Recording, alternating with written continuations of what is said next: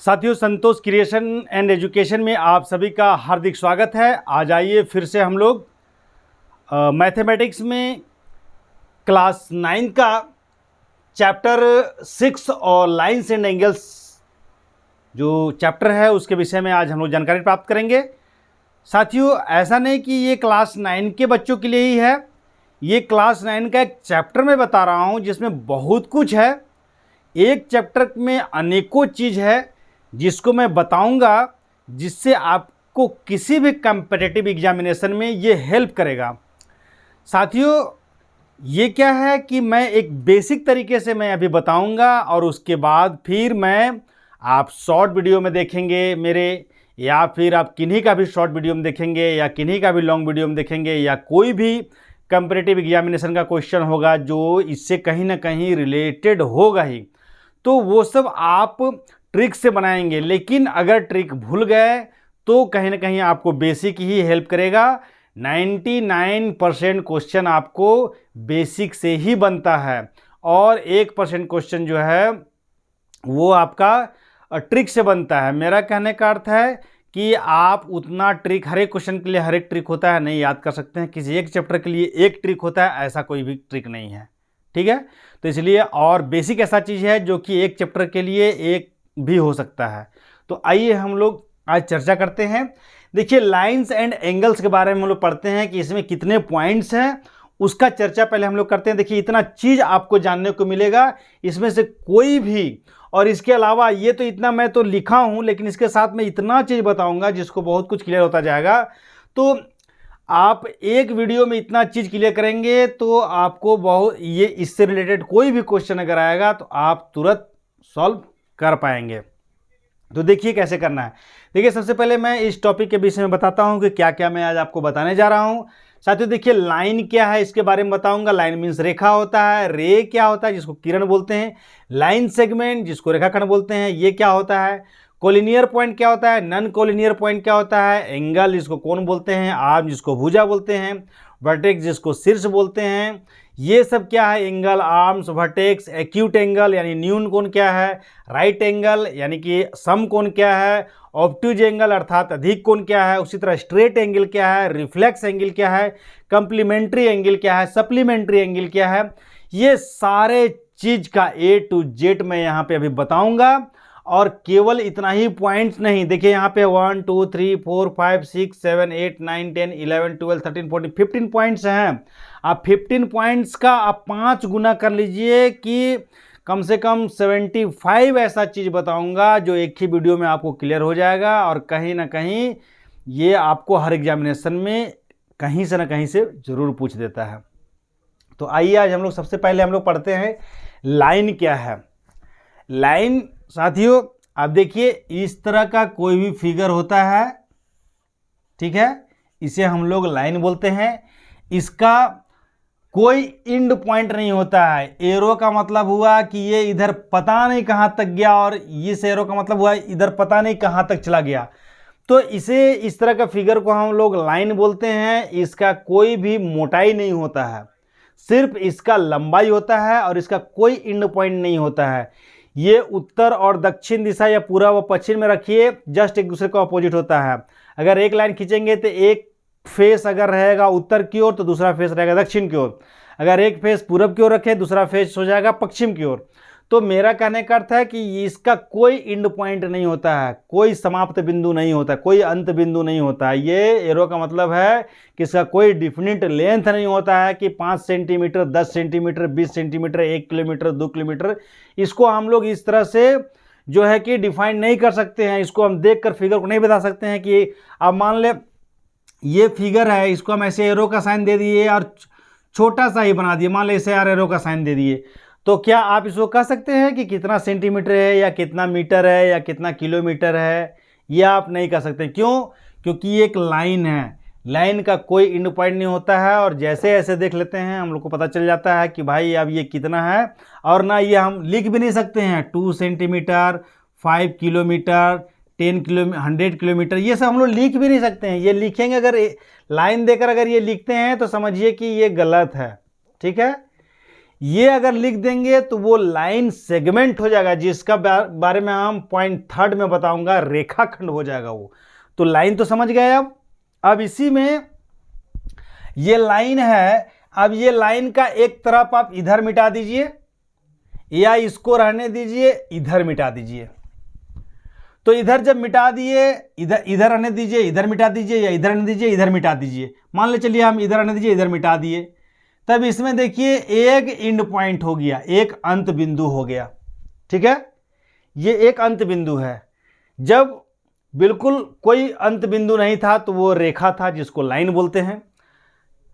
इससे पहले ये क्या था, लाइन था, ये लाइन जिसको रेखा बोलते हैं। अब बार बार हिंदी और इंग्लिश दोनों नहीं लिखेंगे क्योंकि ऑलरेडी हम यहाँ लिख चुके हैं, अब देख लीजिएगा। तो ये लाइन है, और जैसे ही इसको हम मिटा दिए, अगर इसका ये मिटाया और एक एंड पॉइंट हुआ, तो ये लाइन अब नहीं रह गया, ये लाइन नहीं रह गया, बल्कि इसको अब हम लोग बोलेंगे रे। और रे को हिंदी में किरण बोलते हैं। जैसे सूर्य से आती हुई जो प्रकाश है वो एक किरण के रूप में आती है, और वो जब वहाँ से चलती है तो उसका कोई एंड पॉइंट नहीं, एक तो जहाँ से चलती है यानी सूर्य से अगर किरण आ रही है तो सूर्य एंड पॉइंट हो गया, और वो कहाँ तक जा रही है इसका कोई एंड पॉइंट नहीं, यानी कि एक एंड पॉइंट होता है और एक एरो का चिन्ह होता है, इसको हम लोग रे बोलते हैं। अब यदि ये दोनों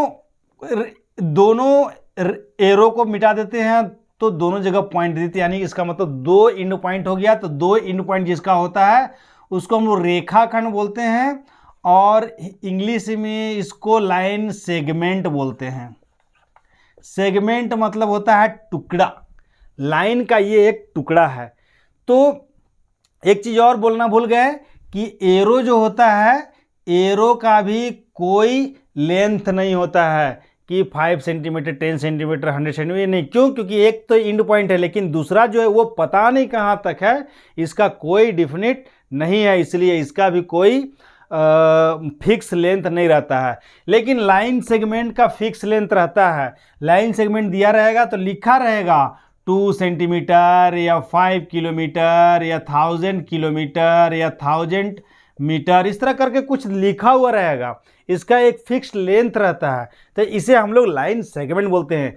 तो आपको लाइन, रे और लाइन सेगमेंट, ये तीन चीज जो है आपको यहीं पे क्लियर हो गया। आप बस याद रखिएगा, लाइन का कोई एंड पॉइंट नहीं होता है, रेज का एक एंड पॉइंट होता है, और लाइन सेगमेंट का, यानी लाइन सेगमेंट मतलब लाइन को जो है हम दोनों तरफ से काट देते हैं तो वो सेगमेंट बन जाता है, लाइन सेगमेंट। तो इसका फिक्स्ड लेंथ रहता है लाइन सेगमेंट का, रे का और लाइन का, ये दोनों का कोई एंड पॉइंट, कोई फिक्स लेंथ नहीं होता है। ठीक है, तो चलिए अब इसको हम लोग मिटाते हैं। अब आगे हम लोग चलते हैं कि कोलिनियर पॉइंट क्या होता है और नॉन कोलिनियर पॉइंट क्या होता है।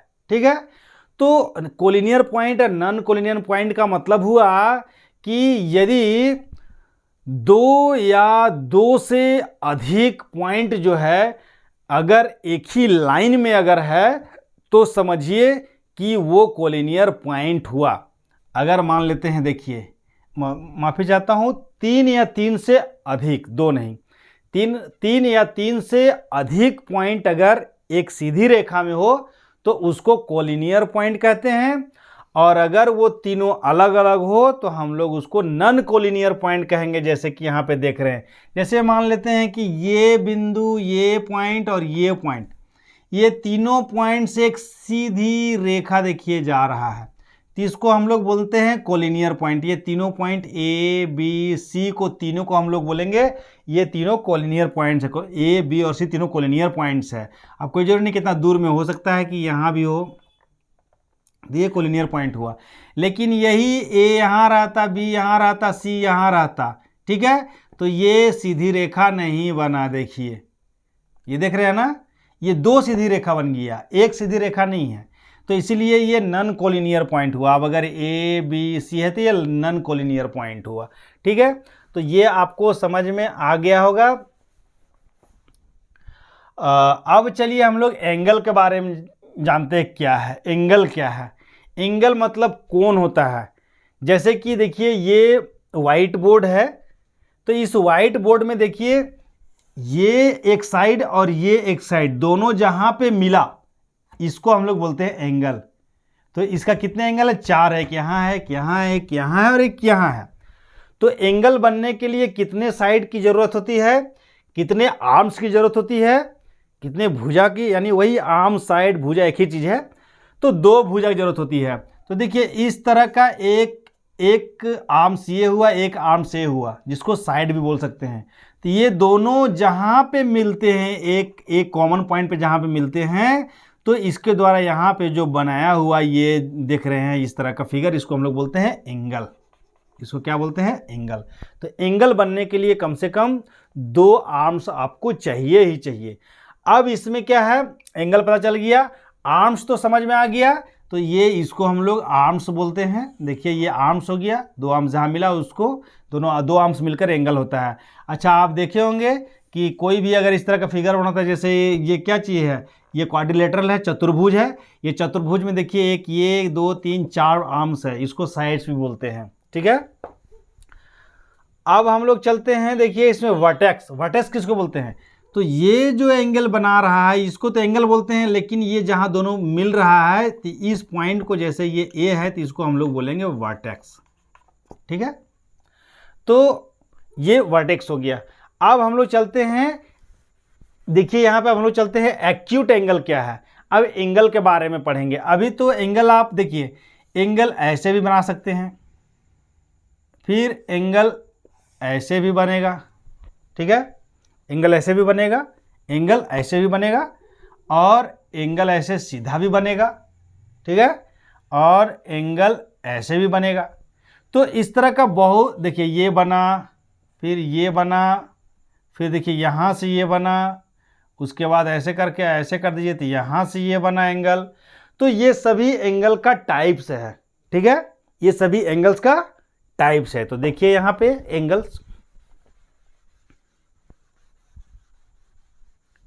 एंगल्स देख लीजिए। अब इसमें हम लोग, तो इसी तरह का बहुत सारे एंगल्स है जिसको हम लोग बोलते हैं, कुछ को बोलते हैं एक्यूट एंगल, फिर दूसरे को बोलते हैं राइट एंगल, फिर obtuse angle, straight angle, reflex angle, complementary angle, supplementary angle.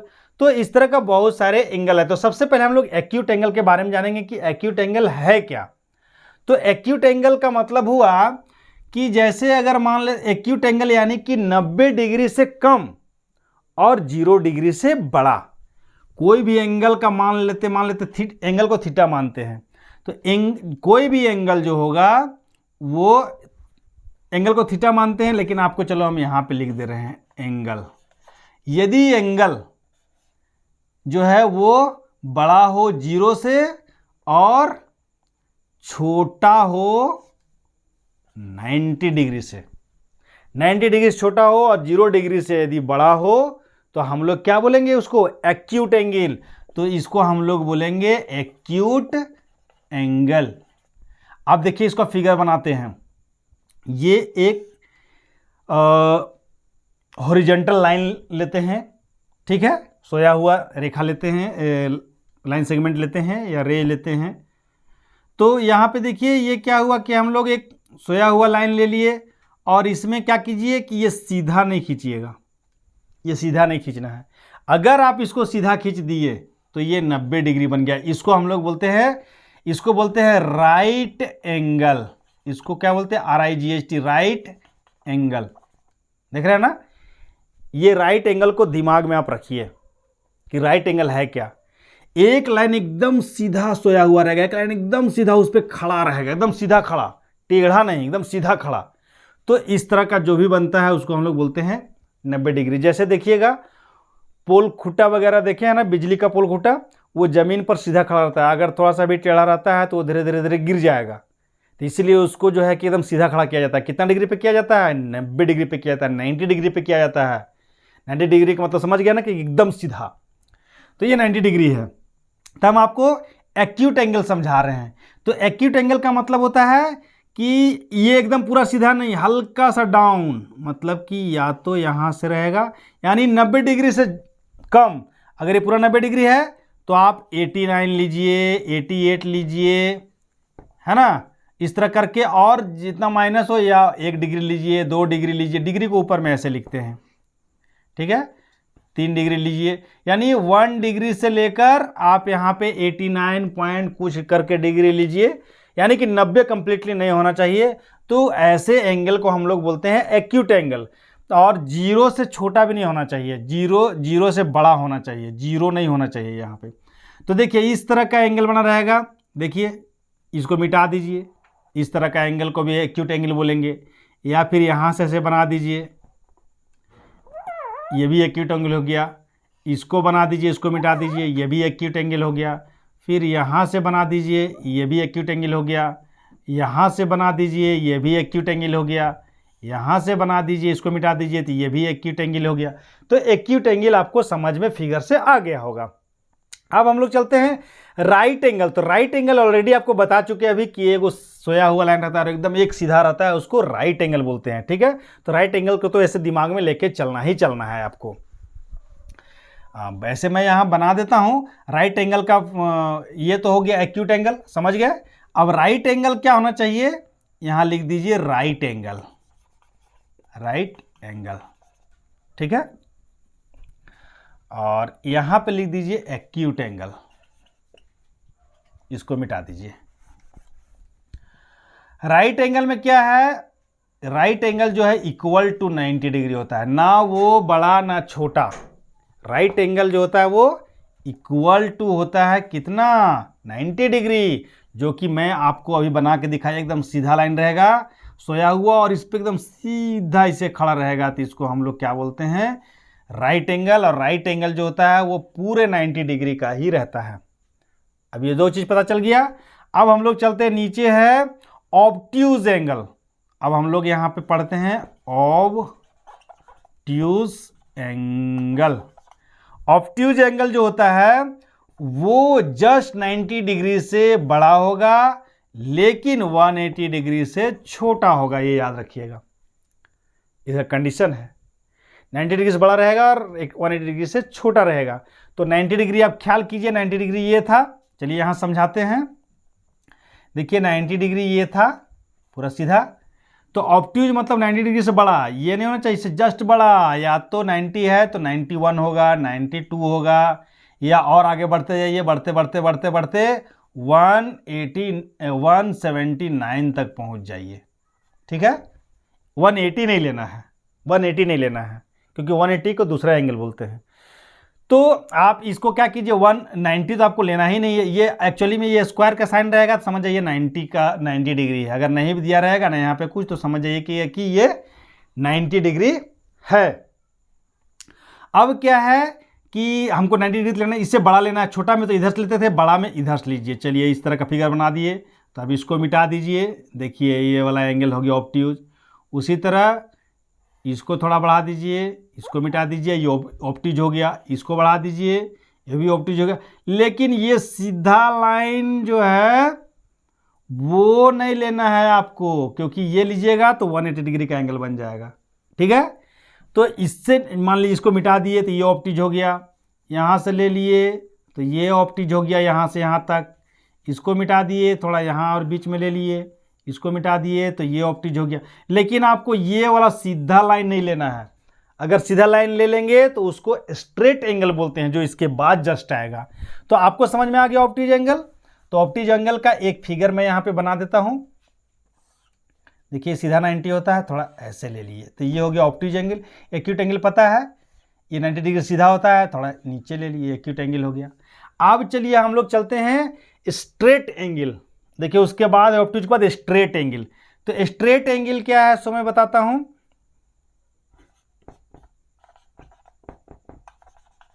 Straight angle, straight angle का मतलब होता है ये 180 डिग्री का होता है। जिस तरह राइट एंगल 90 डिग्री का होता है, उस तरह स्ट्रेट एंगल 180 डिग्री का होता है। 180 डिग्री का मतलब हुआ कि यहाँ से मान लेते हैं ऐसे खींच लिए ये वाला लाइन, और यहाँ से सीधा इस तरह से खींच लिया और यहाँ पे पॉइंट दे दिए, तो पूरा यहाँ से यहाँ तक को हम लोग स्ट्रेट है, इसीलिए स्ट्रेट एंगल बोलते हैं। और ये 180 डिग्री होता है। और याद रखिएगा कि स्ट्रेट एंगल के अपोजिट में जो एंगल बन रहा है वो भी 180 डिग्री का होता है, ठीक है। और ये सब में आप याद रखिएगा कि जैसे मान लेते हैं कि ये 90 डिग्री है, तो इसके इधर भी कुछ एंगल बन रहा है, तो वो कितना होगा, तो पूरा एक चक्कर ये गोल जो होता है वो 360 डिग्री का होता है, ये वाला 360 डिग्री का। तो 360 में से जितना इधर दिया हुआ उसको माइनस कर दीजिए, बाकी इधर हो जाएगा, तो ये 270 हुआ। अगर ये मान लेते हैं कि 100 डिग्री है तो 360 में से इसको माइनस कर दीजिए तो 260 हुआ। उसी तरह ये पूरे 360 का होता है, 180 माइनस कर दिए तो 180 होगा। तो आप समझ में आ गया होगा कि कैसे होता है। सो ठीक है, अब स्ट्रेट एंगल आपको समझ में आ गया। अब चलते हैं हम लोग रिफ्लेक्स एंगल। चलिए अब हम लोग चलते हैं आगे रिफ्लेक्स एंगल, इसको मिटा देते हैं। चलिए इसको मिटाते हैं। रिफ्लेक्स एंगल, रिफ्लेक्स एंगल अभी आप देखे होंगे, जो ऑब्ट्यूज एंगल है ना, ऑब्ट्यूज एंगल का जस्ट उल्टा वाला पार्ट जो है रिफ्लेक्स एंगल होता है। मैं यहाँ पे एक बार पहले बता देता हूँ। उसके बाद फिर है कंप्लीमेंट्री एंगल, उसके बाद है सप्लीमेंट्री एंगल, ये सब है। रिफ्लेक्स एंगल पहले मैं बताता हूँ। देखिए ऑब्ट्यूज एंगल अभी बताए थे, ऑब्ट्यूज एंगल, ऑब्ट्यूज एंगल अभी बताया था ना कि 90 डिग्री जो थोड़ा बड़ा होता है वो ऑब्ट्यूज 90 डिग्री तो यहाँ से बनता है, तो ये ऑब्ट्यूज एंगल हो गया, ठीक है। लेकिन हमको यहाँ क्या बोला है, रिफ्लेक्स एंगल, याद रखिएगा रिफ्लेक्स एंगल। रिफ्लेक्स एंगल का कंडीशन क्या है कि रिफ्लेक्स एंगल जो है 180 डिग्री से बड़ा होगा लेकिन 360 डिग्री से छोटा होगा, ठीक है। तो रिफ्लेक्स एंगल जो है 180 डिग्री से बड़ा होगा और 180 डिग्री से रिफ्लेक्स एंगल, स्ट्रेट एंगल हो गया रिफ्लेक्स एंगल। रिफ्लेक्स एंगल जो होगा 180 डिग्री से बड़ा होगा और 360 डिग्री से कम होगा। तो देखिए हम लोग कैसे बनाते हैं रिफ्लेक्स एंगल, ये हो गया ना, और देखिए ये स्ट्रेट एंगल है, ये स्ट्रेट एंगल है, तो यहाँ नहीं लेना है आपको, थोड़ा सा नीचे ले लीजिए, तो यहाँ से यहाँ तक को हम लोग बोलते हैं reflex angle.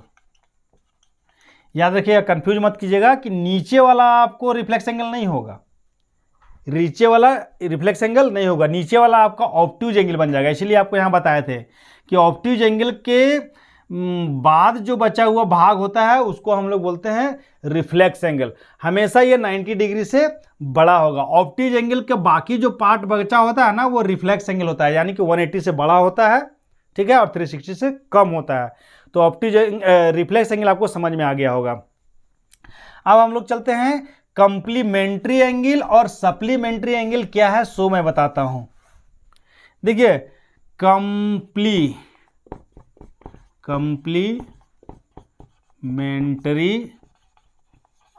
Angle, complementary angle का मतलब हुआ कि वैसा दो एंगल जिसको जोड़ने पर 90 डिग्री आता है उसको हम लोग एक दूसरे का कंप्लीमेंट्री एंगल बोलते हैं।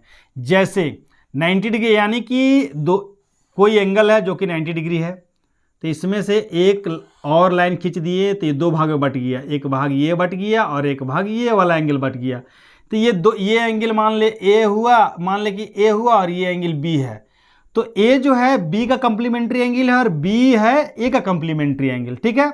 अगर मान लेते हैं ए मान लेते हैं कि 30 डिग्री है तो बी कितना होगा, तो कंप्लीमेंट्री एंगल का मतलब ही मैं बताया था कि दोनों को मिलाकर 90 डिग्री होता है, उसको हम लोग कंप्लीमेंट्री एंगल बोलते हैं। तो एक एंगल अगर 30 है तो दूसरा 90 में 30 माइनस कर दीजिए तो ये 60 हो जाएगा। आप दूसरा आराम से फाइंड कर सकते हैं। अगर बी आपको दिया हुआ है, मान लेते बी आपको 10 दिया हुआ है तो ए हो जाएगा 80, 90 में से घटा दिए, तो कंप्लीमेंट्री समझ में आ गया होगा। दो एंगल मिलाकर 90 डिग्री होता है, उसको हम लोग कंप्लीमेंट्री एंगल बोलते हैं। इसी का बड़ा भाई है supplementary angle, SUPPLE, supplementary angle. Supplementary angle में सेम रूल है, बस अंतर यही है कि दो एंगल मिलाकर, दो कोण मिलाकर, जैसे यहाँ दो कोण मिलाकर 90 हो रहा था तो कंप्लीमेंट्री था, लेकिन यहाँ दो कोण मिलाकर अगर 180 होता है तो उसको हम लोग सप्लीमेंट्री एंगल बोलते हैं। तो सप्लीमेंट्री एंगल में याद रखिएगा कि सप्लीमेंट्री एंगल किसको बोलते हैं, स्ट्रेट लाइन को, माफी चाहता हूँ, सप्लीमेंट्री एंगल दो एंगल मिलाकर 180 होता है तो हम सप्लीमेंट्री एंगल बोलते हैं। अब 180 देखिए ये यहाँ पॉइंट है मान लेते हैं, तो ये पूरा यहाँ से यहाँ जो एंगल बनना, याद रखिएगा कि स्ट्रेट एंगल दोनों तरफ स्ट्रेट एंगल बनता है, स्ट्रेट लाइन में स्ट्रेट एंगल दोनों तरफ बनता है, ये भी 180 ये भी 180। अब याद रखिएगा यहाँ पे कि स्ट्रेट लाइन को अगर कोई लाइन ऐसे डिवाइड कर दिया तो ये दो एंगल बन गया है, देखिए ये वाला बन गया है, ये एंगल बन गया।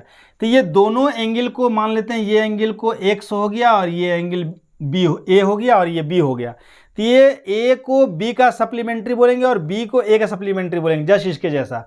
लेकिन अंतर बस यही है कि दोनों को प्लस करने के बाद 180 आना चाहिए। यहाँ दोनों को प्लस करने के बाद यहाँ 90 आ रहा था और यहाँ दोनों को प्लस करने के बाद कितना आना चाहिए, 180 आना चाहिए। यहाँ पे दोनों को अगर ये एंगल और a और b ये दोनों को प्लस कर दिए तो 180 आएगा, और यहाँ पे a प्लस b ये दोनों को प्लस कर दिए तो 90 आना चाहिए। ठीक है। अब कोई ज़रूरी नहीं है कि ये यही लाइन हो सकता है लाइन इधर खिंचा गया, तब ये यहाँ से यहाँ a हो गया और यहाँ से यहाँ b हो गया। अब ये भी कोई ज़रूरी नहीं है कि यहीं तक होगा, अब हो सकता है हम ऐसे खींच दिए, एगो ये भी 90 और एगो ये भी 90, दोनों मिलकर 180 आया ना। तो इस तरह भी हो सकता है, ठीक है, हो सकता है, नहीं होता ही इस तरह। तो मेरा कहने का दोनों मिलाकर 180 आना चाहिए। अगर ए को कुछ दिया हुआ है, मान लेते हैं कि चलिए ये तो 90 बहुत आसान है निकालना, मान लेते हैं यहाँ पे मिटा दिए और यहाँ कर दिए इसको 30 डिग्री, तो ये कितना हो जाएगा, तो 180 में से माइनस कर दीजिए, तो 180 में से 30 माइनस कर दिए तो 150 डिग्री। तो आपको अब समझ में आ गया होगा कि सप्लीमेंट्री एंगल क्या है। अब ये जितने भी चीज़ मैं आपको बताया, इसमें आपको ये एक एक लाइन जो है ये इसके विषय में तो मैं बताया ही, और साथ साथ मैंने एक्स्ट्रा भी बहुत कुछ इसमें बताया। ठीक है, तो अब आपको ध्यान में आ गया होगा, ध्यान में नहीं आया होगा तो इसको मैं पहले ही बताया हूँ कि वीडियो कैसे देखना चाहिए, कोई भी चीज़ को याद करने के लिए या पढ़ाई कैसे करना चाहिए, इसके लिए एक सिस्टम है। वो सिस्टम क्या है कि यदि आप किसी भी चैप्टर को या किसी भी चीज़ को आप पढ़ते हैं या किसी भी वीडियो को भी देखते हैं, ये भी तो एक पढ़ाई का ही एक सिस्टम है। अब जो पढ़ाई अभी हम लोग कर रहे हैं यूट्यूब के माध्यम से, गूगल के माध्यम से, इसी पढ़ाई को पढ़ने के लिए 20 साल 25 साल पहले हम लोग जो है अमेरिका और ऑस्ट्रेलिया जाया करते थे पढ़ने के लिए। तो आज वो सिस्टम हमारे घर बैठे हुए है, तो इसका लाभ लीजिए। तो इसमें क्या है कि आपको करना क्या है कि यदि आप किताब के माध्यम से पढ़ रहे हैं तो आपको 3 बार उसको रिवाइज करना है। एक अभी जो पढ़ाया उसको देखिए, दूसरा जो है फिर एक बार आज या कल में टाइम मिलता है तब देखिए, और उसके बाद इसको 1 सप्ताह में फिर देखिए, या 1 सप्ताह के बाद 1 सप्ताह में फिर वो बुक को पढ़िए, उसके बाद फिर 1 महीना में उसको पढ़िए। तो टोटल 3 हो गया। अब आपको कभी नहीं भूलेगा, वो याद हो जाएगा। अब एक बार जो है एग्जामिनेशन के समय उसको देख लीजिए, आपको पूरा का पूरा याद हो जाएगा। तो ये हम लोग को सर गुरुजी जो है हम लोग को बताया करते थे, वही चीज़ मैं बता रहा हूँ आपको। तो आप इसको फॉलो कीजिए, यही फॉलो करके आज हम लोग जो है एग्जामिनेशन का तैयारी किए, और एग्जामिनेशन तैयारी करने के बाद जो है कि आज हम लोग सरकारी नौकरी कर भी रहे हैं। तो साथियों आप इस तरह से पढ़ें। और एक चीज़ और मैं बताना चाहूँगा, ये जितने भी चीज़ बताया हूँ इससे रिलेटेड मैं क्वेश्चन भी लेकर आऊँगा। आप मेरे वीडियो में बने रहिएगा, और बने रहने के लिए आप मेरे चैनल को सब्सक्राइब कीजिए, लाइक कीजिए, कमेंट्स कीजिए, बेल आइकन बटन को अवश्य दबाइए, ताकि जो भी नया वीडियो आएगा वो आपको नोटिफिकेशन के रूप में आपके पास जाएगा। तो आप इसका लाभ उठा सकते हैं। साथियों धन्यवाद।